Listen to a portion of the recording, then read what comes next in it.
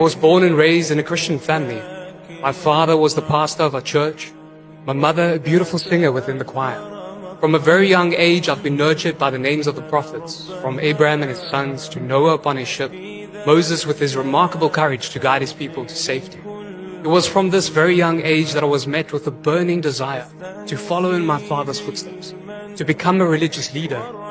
And so, I dedicated myself to this cause, and I soon acquired a platform upon which I could share my passion for God. And as my independence grew, religious freedom took hold.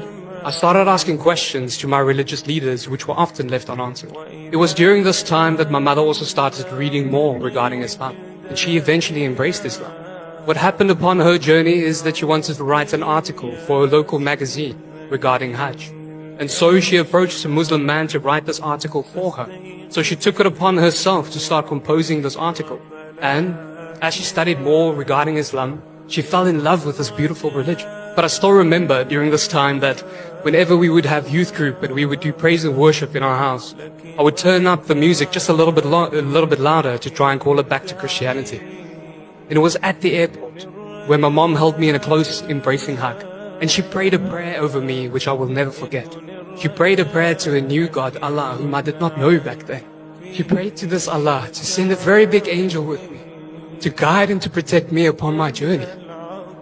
And so, I left for my flight, and I landed in Australia, and I got onto my ship, and I opened up my bag, and I realized that my mommy had left me with more than just a prayer. She left me with a copy of the Holy Quran. And it's on the very first page of this book that she wrote a little note, and she said that if ever I want to debate against Muslims one day, I need to understand what they believe. I need to know where they come from. What is their history? And so that makes sense to me. And with the love that I have for my mom within my heart, I dedicated myself to reading at least one page every evening. One page soon then turned into two into three, and I found myself completing the Quran from cover to cover. Now this is where my journey began.